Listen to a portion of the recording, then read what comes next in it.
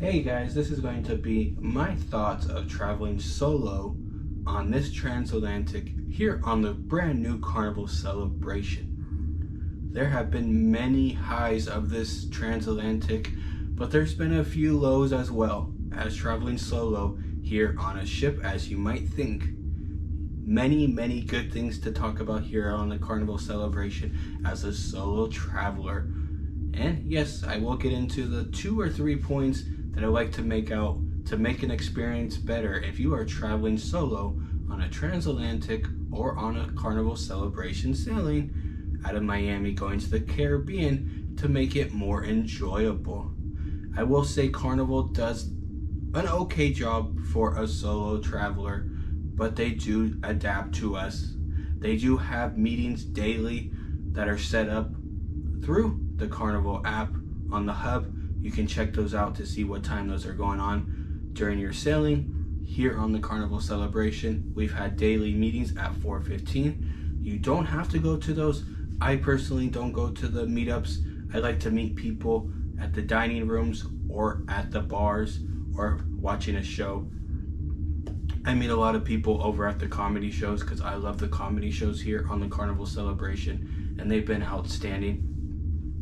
So if you are a solo traveler, make sure you meet people. You can either go to the meetups or just go explore the ship. You will meet plenty of people that are willing to talk to you, listen to you, and go enjoy dining or shows with you, as I've experienced so far here on the Carnival celebration. And I'm very thankful for all those people that I've met here on the ship so far and that had invited me to either dinner or to go watch a show with them. And it's really fun to go do something besides by yourself. But with that being said, I do love my own time as well. That's what I love about traveling solo. And here on the ship so far, if you want to travel solo, you can do a lot of things by yourself. You can go to the shows, you can go do the dining by yourself.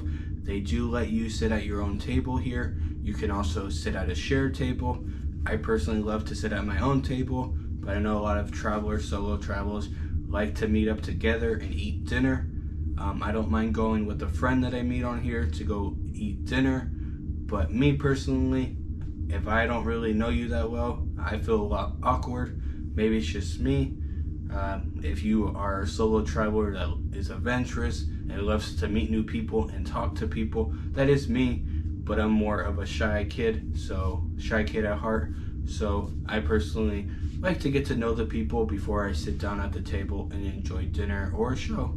So yeah, but here on Carnival, one thing I wish they did cater more to for the solo traveler is the guided meetups. On some of the other cruise lines, you have a member from that cruise line meet up every single day to organize events for solos. But so far here on the ship, I have not experienced that. I haven't gone to many of the meetups. I have gone to 1 or 2 of them, and they were self-guided, solo adventure, where there was like somebody, a traveler that was in charge that kind of made plans for what people would do that day, but it didn't really involve anything. So I personally haven't gone back to any of them because it's not beneficial to me, but it might be beneficial. I mean, it might be good for other people. That's what's good about traveling solo. You can do what you want to on your schedule, not other people's schedule. I'll get back into the good parts here in a bit, but one thing I did want to say again, I wish Carnival did a little better job at is, yes, you're able to sit at your own dining table at the main dining room, but I personally had my set dining at 6 o'clock.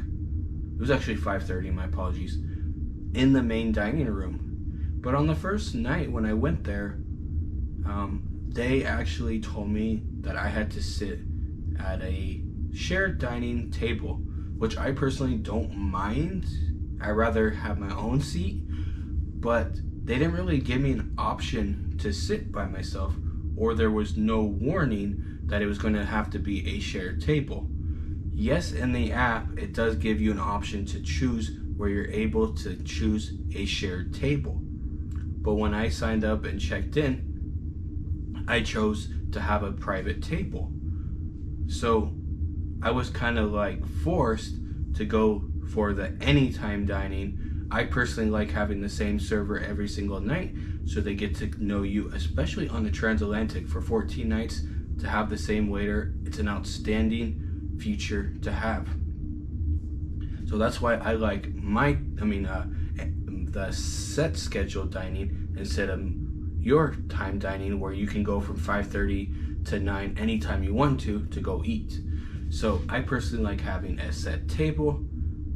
So because this ship is carrying more people, they weren't able to assist me in getting my own private table in the set dining room. So I had to go to anytime dining, where I was able to get a table for myself each night. But personally, that was a turnoff, and that's why I went more over to shebangs, as you guys will see later in a video, or maybe before this, where I enjoyed shebangs better than the main dining room. And one of the reasons was I was not able to sit by myself most of the nights, and then the menu in the main dining room is less choices, but that's another video for another day. But yes, but traveling solo on a transatlantic, you become inner peace with yourself. You get to know yourself a lot better. 14 days out at the ocean on a cruise is a great experience, and I highly recommend, if you are a solo traveler, to definitely sign up for a Transatlantic, a Panama Canal cruise, or Hawaii cruise. That is a long cruise where you get a lot of sea days, because you really do get to experience what solo traveler is all about.